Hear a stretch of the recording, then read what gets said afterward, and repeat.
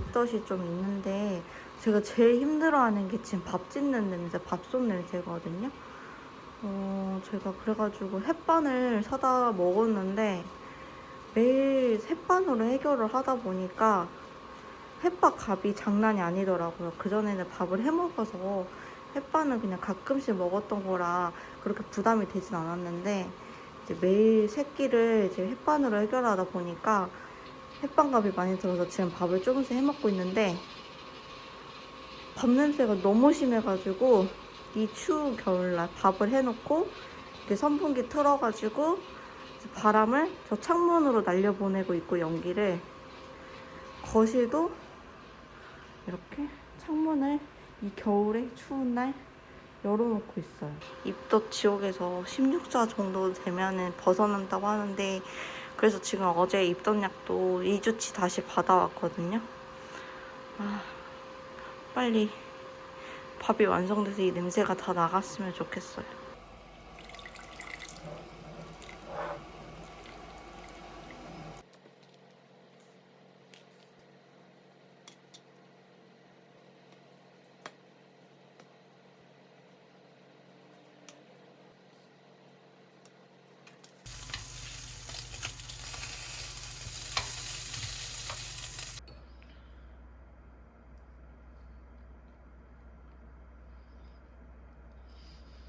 오늘은 밀린 초음파 사진을 정리를 하려고 하는데 지금 최근에 병원을 갔다가 정리한 게 지금 8주차가 끝이고 지금 그 다음에 병원 다녀온 게 10주차 때 한번 다녀왔고 이게 10주차 때 초음파 사진인데 지금 형태가 이 정도 보였고 그때 크기는 2.94cm 이렇게 나왔고 그 다음에 갔던 게 1차 기형아 검사 받을 겸 해서 지금 갔다 온 게 12주차 이게 지금 12주차 사진인데 확실히 그 어리, 몸, 팔, 다리 이렇게 형태가 어느 정도 잡혔어요.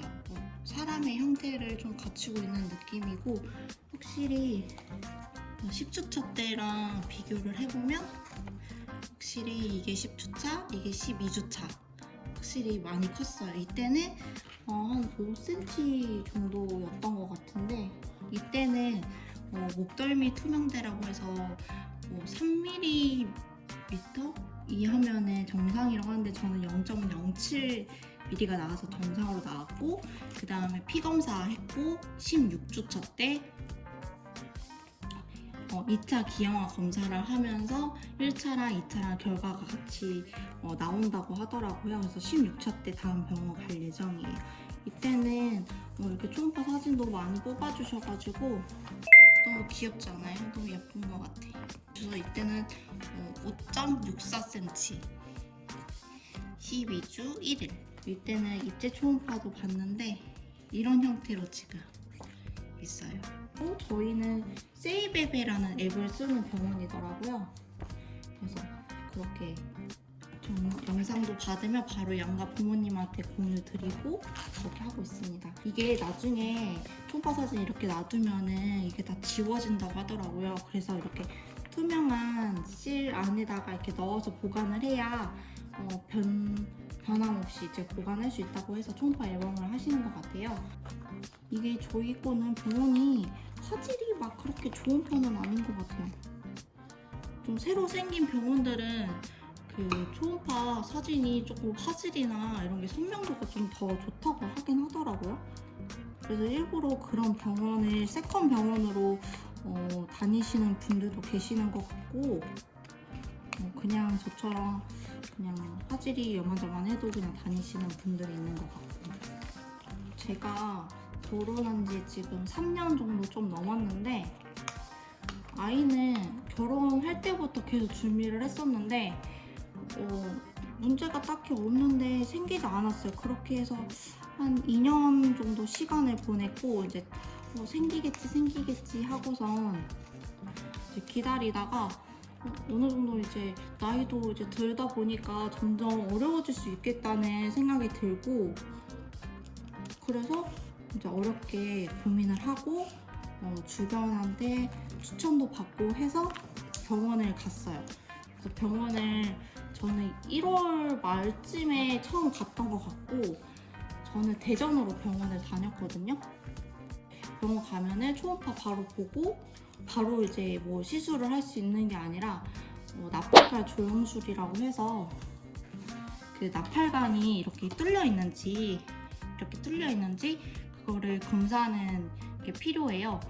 이게 만약에 검사를 했는데 조영제를 투입했을 때 이게 퍼지지 않으면 막혀 있으니까 이게 자연으로 임신이 안 된다고 하더라고요. 생리 끝나고 7일 이후에, 끝난 날로부터 7일 이전에 그 검사를 받아야 된다고 하더라고요. 생리 기간 중에도 안 되고 이게 검사를 받아야 되는 시기가 있더라고요.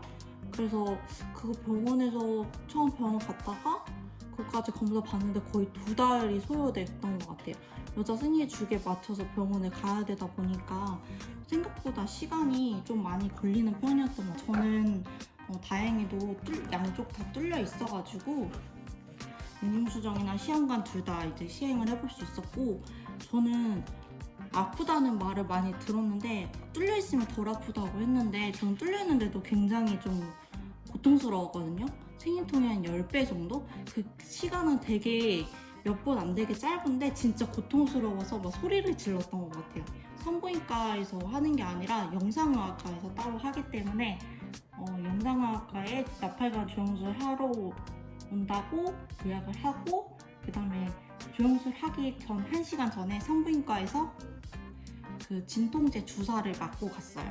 그 결과지를 가지고 다음 이제 그 생리 주기에 맞춰서 생리 2, 3일 차에 난임병원에 방문을 하면, 그렇게 해서 상담을 하고 나면 그 시술을 어떤 것을 할 것인지, 이게 나이가 너무 많이 이렇게 있다면 바로 시험관을 권유하시는데 저는 바로 뚫려 있으니까 인공수정부터 좀 시작을 해보자 라고 하셔가지고 인공수정을 처음 했는데, 그때는 배란 약 먹고 배란 주사, 자가 주사까지 해서 맞고 했는데 난포가 3개 자랐어요.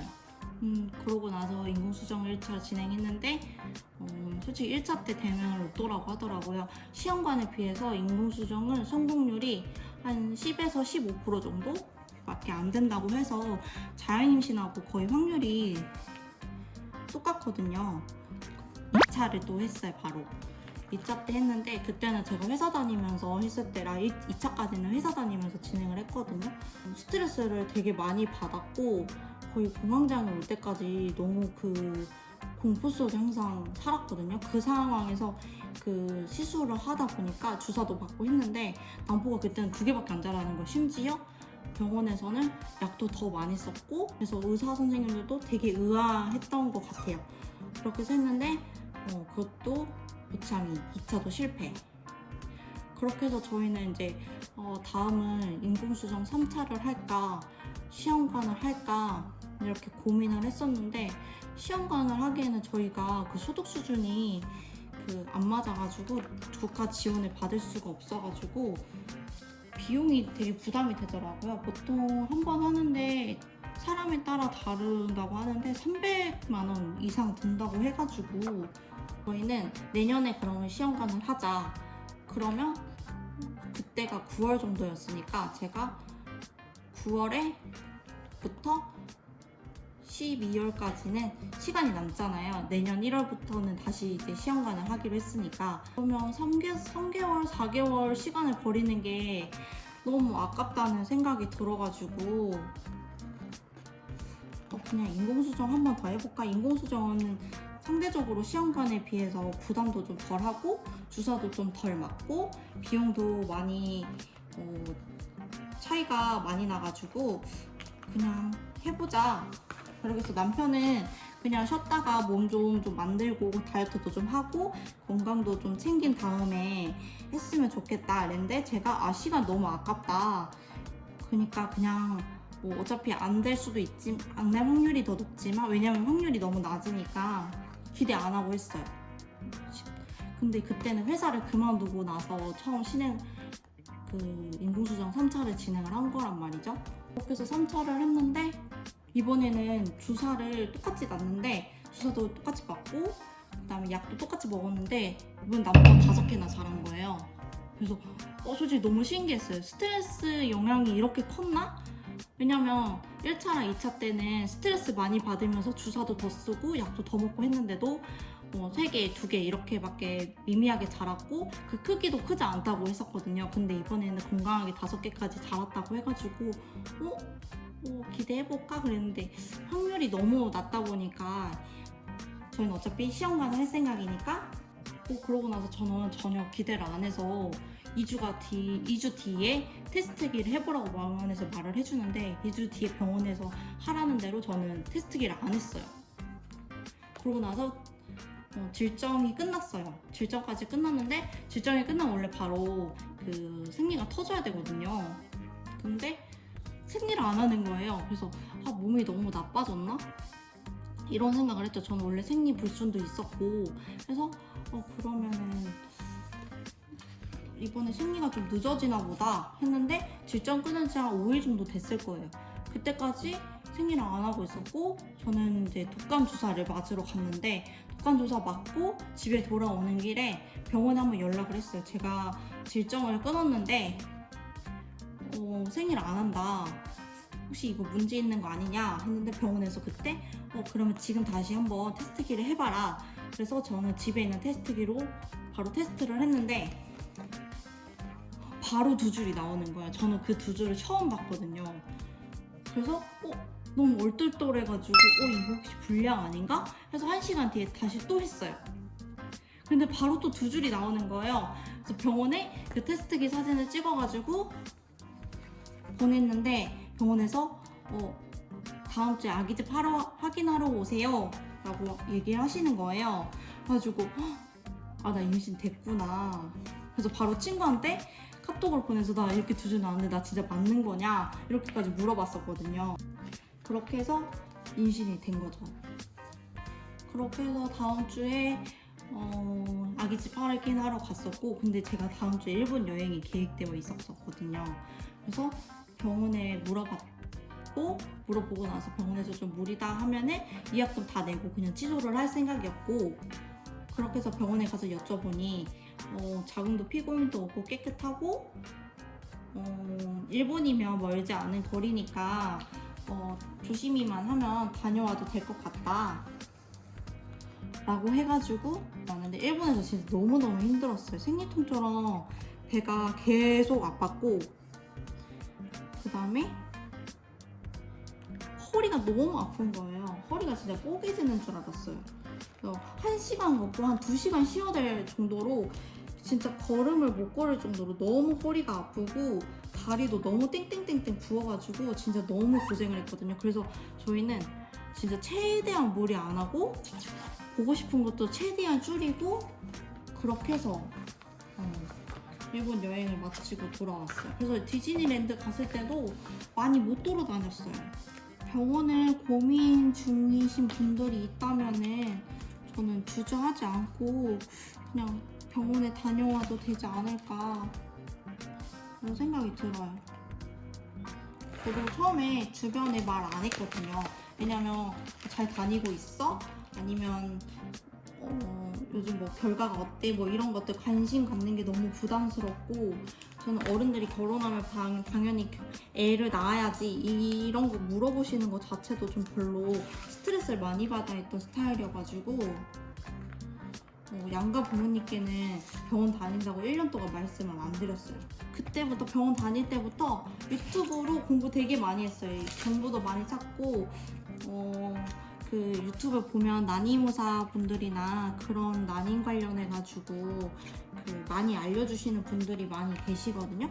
그런 분들 거 보면서 공부도 하고 위로도 받고 뭐 그렇게 했던 것 같아요. 그때 자주 봤던 채널이 난임의사 이재호랑 우리 동네 산부인과 이 2 채널을 제일 많이 봤던 것 같아요. 거기는 다양한 정보들도 많이 나와가지고 일단은 술도 제가 맥주를 엄청 좋아하거든요. 근데 가장 먼저 끄는 게 술. 그러니까 아예 100% 끊지는 못했는데 일단 최대한 안 마시려고 했고 일부러 술도 안 샀어요. 손님 왔을 때를 대비해서 사는 거 외에는 일부러 맥주를 제가 사서 마시지는 않았던 것 같아요. 그래서 술 끊고 영양제 잘 챙겨 먹고 엽산이랑 그 이노시톨이 뭐 그 제가 다낭성 난소 증후군도 있어가지고 다낭성에 그 좋다고 해가지고 이노시톨도 계속 챙겨 먹었고 비타민 D, 유산균, 그 다음에 비타민 C 이렇게는 꼭 챙겨 먹었던 것 같아요. 진짜 먹기 싫었고 저는 영양제를 막 그렇게 챙겨 먹는 스타일이 아니어가지고 그 꾸역꾸역 챙겨 먹는 게 너무 힘들었거든요. 그냥 작은 희망이라도 기대해 보려고 그렇게 먹었던 것 같아요. 제가 나중에 제가 먹었던 영양제들은 한번 공유를 해보도록 하겠습니다.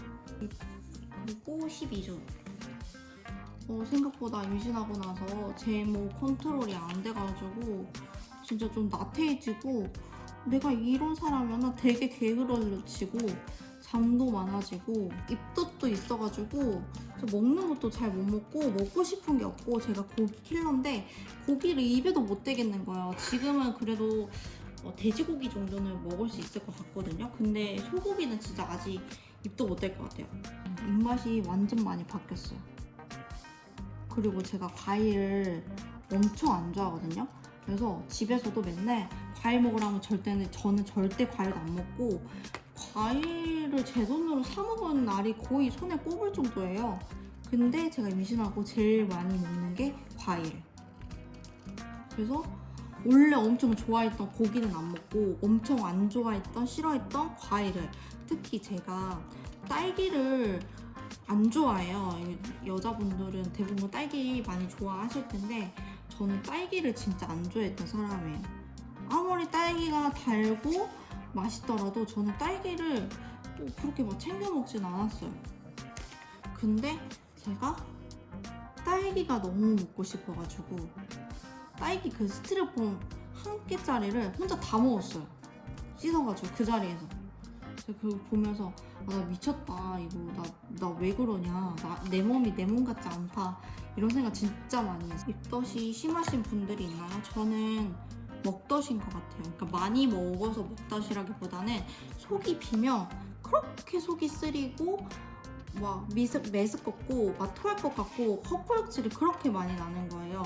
특히 음식 냄새 맡으면 바로, 그리고 심지어 음식을 생각하면 그게 또 구역질로 바로 되더라고요. 제 몸이 너무 신기해요. 이런 적이 한 번도 없었는데 먹을 거를 없어서 못 먹었지, 입덧 약을 남편이 처방받아서 먹어라 그래서 지난주에 12주차 때 병원에 가서 입덧 약을 처방을 받아왔어요. 근데 다른 분들처럼 이제 토하거나 그 정도의 심함은 아니어가지고 보통은 하루에 4알까지 드시는 분들이 계시더라고요.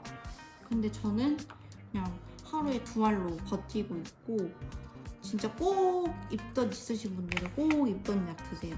비급여라서 가격이 조금 비싸긴 해요. 제가 일주일치 하루에 2알로 해서 처방을 받았을 때 25,000원 가까이 나왔고, 어제 또 병원 가서 2주치를 처방을 받았는데, 왜냐면 보통 16주 정도에는 입덧이 멈춘다고 해가지고 제가 그거 감안해가지고 2주치만 더 처방을 받아왔는데, 이번에는 처방받을 때 다른 병원으로 갔거든요. 세컨 병원으로, 집 앞 병원으로.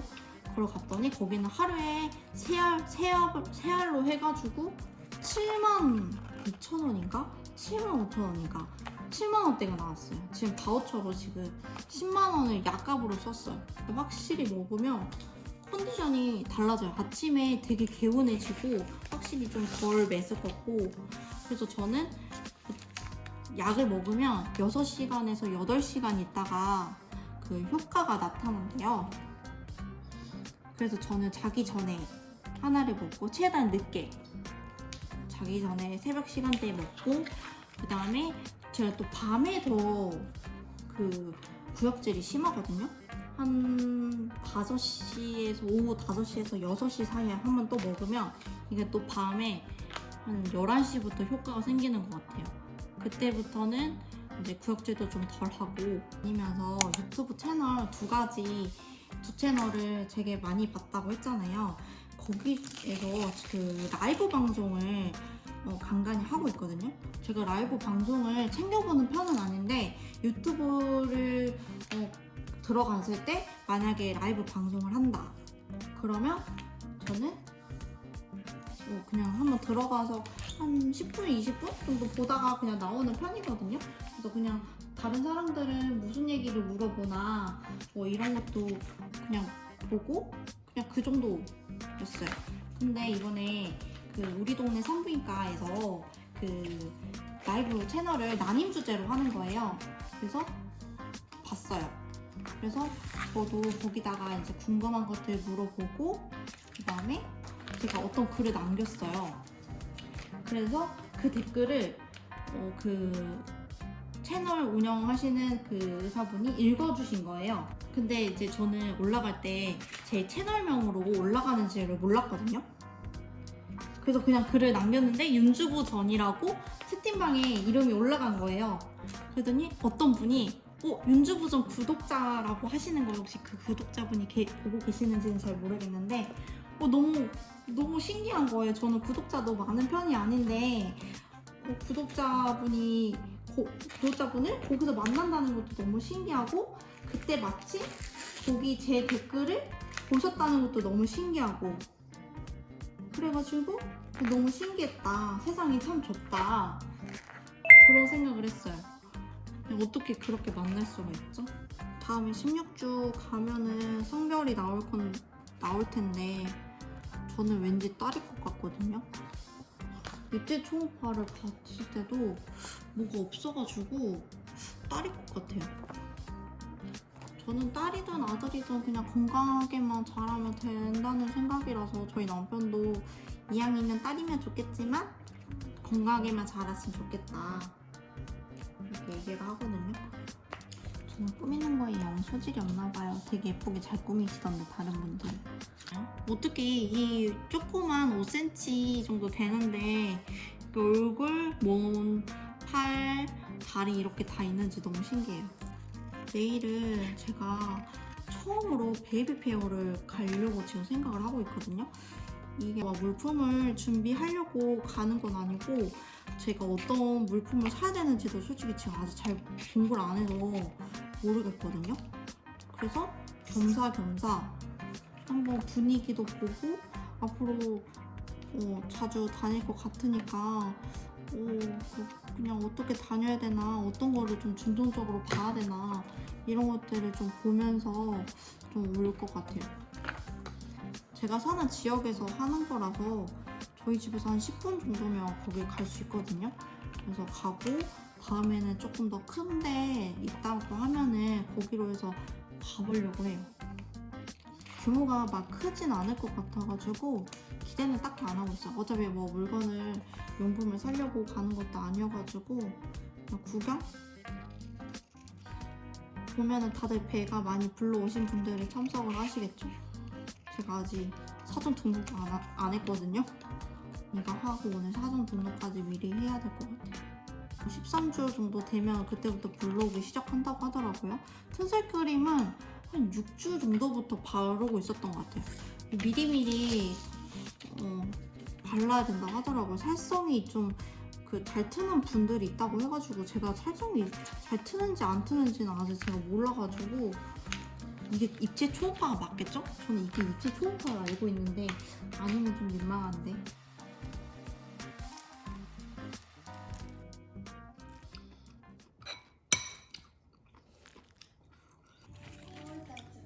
벚꽃이 엄청 예쁜 길이 있거든요. 거기도 같이 갔었는데 그때 진짜 약간 후광이 보였어요.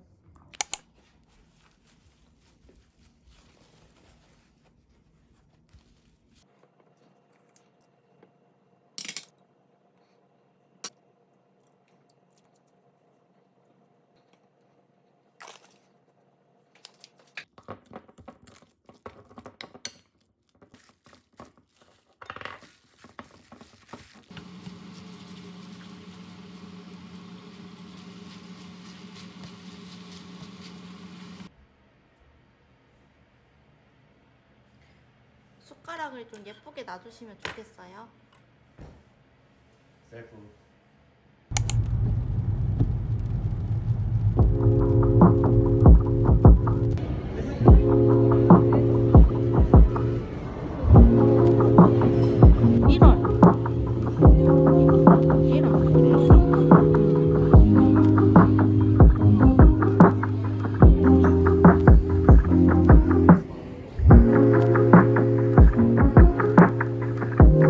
지금 벌써 방수유랑 손수건 2개나 받았어.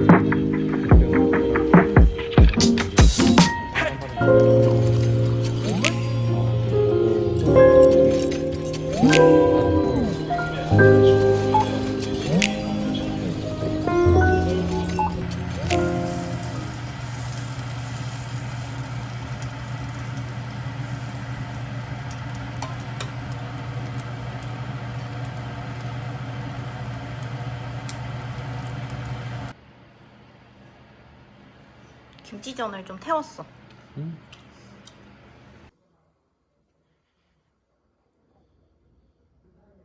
모르겠어.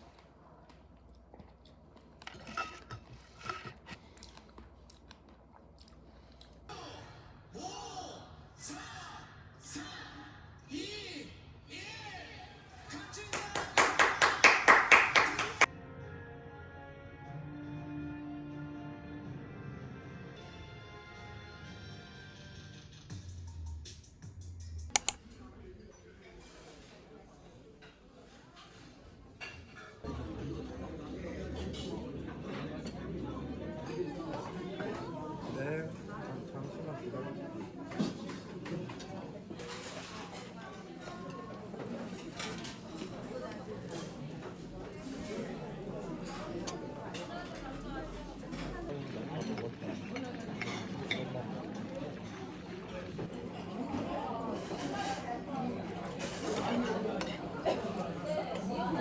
면은 먹어도 될 것 같은데?